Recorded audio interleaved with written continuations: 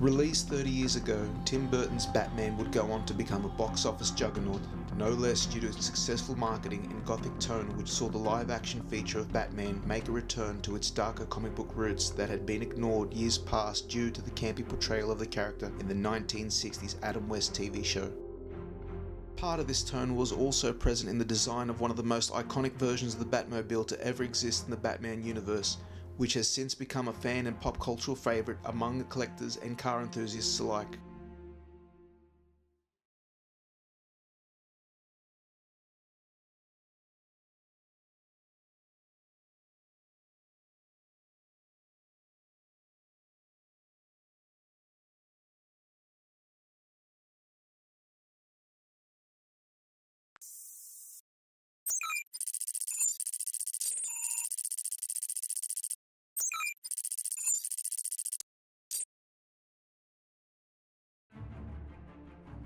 When the character was first introduced to the world in the late 1930s, Batman, unlike a number of his superhero counterparts, was depicted as a mere mortal whose abilities were aided by technology and his ingenuity.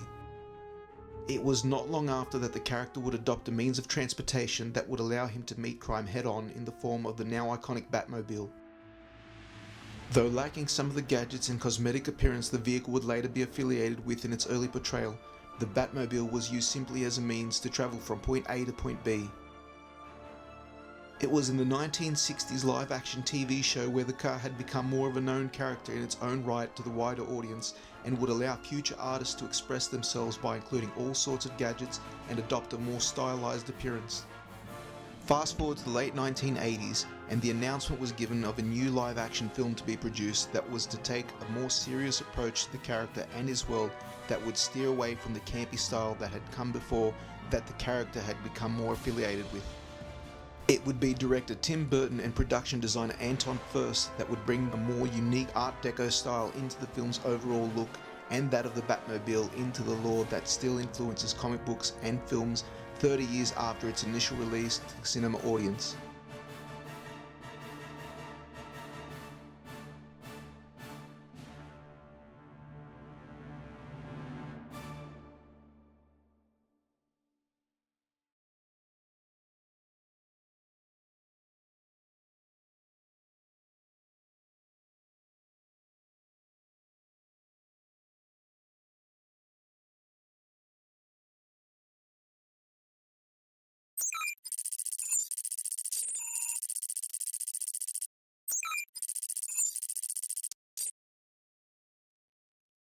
For peak performance, Chevrolet quality. It's the big reason more people prefer Chevrolet and get that sure feeling. Get a quality Chevrolet buy now at your Chevrolet dealer. Based on a Chevrolet Impala chassis, the original '89 Batmobile utilized a 350 small block Chevy V8 engine as its source of propulsion, which had an output of around 230 horsepower and a top speed ranging from 90 to 110 miles per hour when combined with the outer shell. Though depicted in the film to be powered by a jet turbine system with speeds exceeding 300 miles per hour, the newly designed Batmobile borrowed this jet and afterburner concept from the 60s TV show, yet owed its style and overall design to the land speed record vehicles such as the Bluebird made famous by driver Donald Campbell. The Batmobile became an interesting problem because which way did we go? We didn't want to put it in any particular period of time. We just went into pure expressionism with the car in the end, taking elements of the salt flat races of the 30s and the Stingrays of the 50s. It was, however, the 1983 Rolls-Royce powered Thrust 2 that gave the most inspiration to this new Batmobile that helped artist Julian Caldeau, who though not often mentioned, is considered one of the main contributors to incorporate the front wing design and turbine inlet into the overall look and design of the final product. But what we had to do, of course, to get the design of it, and Nigel Phelps with Anton came out with pencil lines, and then I would draw it up, and then Anton and Tim would come down because it was an important thing for the film. Production designer Anton Furst later would redefine the look of the Batmobile and is now mostly credited to the vehicle's overall style and appearance. A joint team collaboration was forwarded by other artists such as art director Nigel Phelps and Terry Auckland Snow, along with design specialists such as Keith Short, who sculpted the initial life-size mold that was used for the vehicle's base to create the fiberglass body that would rest on two of the Chevy-powered chassis modified and constructed by John Evans and his team. First thing, most important thing, is to come up with a design that works from the outside. Then you can deal with the practicalities of, like, how to get into it, what's driving it, how to get flames out of it. All of those things, they're a logical part of the process. With chassis and outer shell finally united, the newly built Batmobile was presented in a solid, sleek satin black finish that would add to the mystique of the vehicle to match the look and style of the new Batman himself. The filmmakers were now ready to introduce this new Batmobile to the cinema world, and were now also ready to make Hollywood history. And it made us kind of laugh because it was tough, but it was kind of perverse. It had a weird quality to it that I can't quite put my finger on, but it still had the bat kind of motif to it, but something else, just an aggressive thing.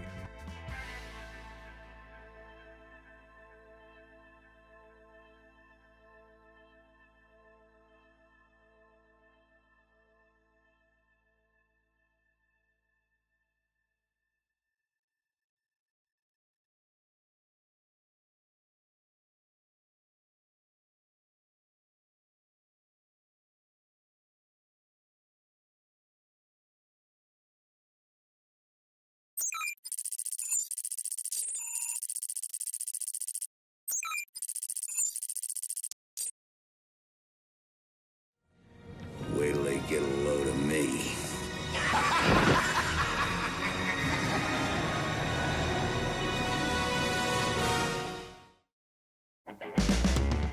Batman made its way into cinemas in June of 1989 and would become the highest grossing film at the US box office that year, making over $400 million worldwide. One of the film's biggest success was in its advertising and overall marketing campaign that made it almost impossible to avoid noticing the film upon its arrival. Its premiere would bring out a number of celebrities and longtime fans of the comic book who wanted to see this more serious depiction of their hero, which they had never seen before on the big screen until then. I love Batman, and I loved everything. I like the car. Similar to the Star Wars phenomenon that had occurred over a decade earlier, Batman made its way onto the covers of a number of popular magazines at the time and would draw a huge number of its income from its merchandising that at the time had seemed to be everywhere. This also led to the Batmobile arriving in toy form in other collectibles since, due to the positive reaction of this newly designed comic book cinema icon. It would come as no surprise then that not long after its initial arrival, a sequel was already in the works, as this box office success story guaranteed a green light go-ahead to make more Batman films. The world of 1989 had been gripped with Batman fever, and it was this popularity that would make sure the Batman franchise would continue to be met with anticipation with each new release, regardless of which direction the franchise would take in each new installment in later years. It had become clear, at least to Hollywood, that Batman and the Batmobile was now here to stay.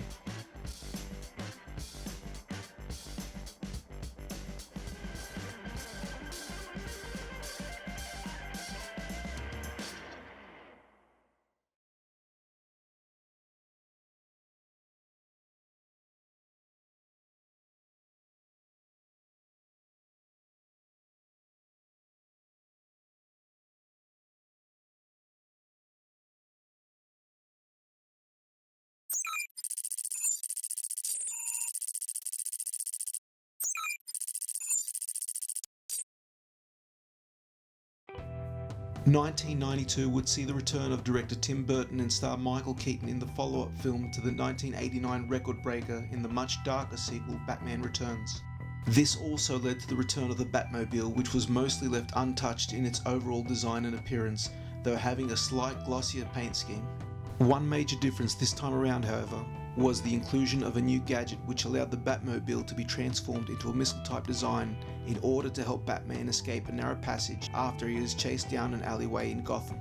With production now taking place in the US and no longer in the UK, as was the case with the first Batman film, a number of the crew in production was replaced with more local talent. The role of production designer was now taken on by Bo Welch, due to the untimely death of Anton Furst a year earlier. The concept of the Bat-missile was put forth with designs made by famous illustrator John Eaves, and a life-size version was commissioned to be built by J. Orberg, while a model was used for the scenes that required the Batmobile to change into its missile form, headed by visual effects supervisor Michael Fink. It was a practical bat missile that was used on the set for Michael to get in and out of. We could roll it into the set. It was designed to be drivable, but I'm not sure it did much more than just a very slow speed kind of a motion. Batman Returns premiered in June of 1992 and would go on to gross just over $250 million US worldwide on an $80 million budget, making almost half the box office of the first film with over double its budget. Part of the reason for the film's poorer performance compared to its predecessor may have been due to its much darker tone and themes and unfavourable reviews at the time. This would be the last time, however, the '89 Batmobile would make an official appearance on screen in a Batman film, and the last time director Tim Burton and star Michael Keaton would be involved, as the franchise would go off in a different direction, with their own involvement and influence no longer required.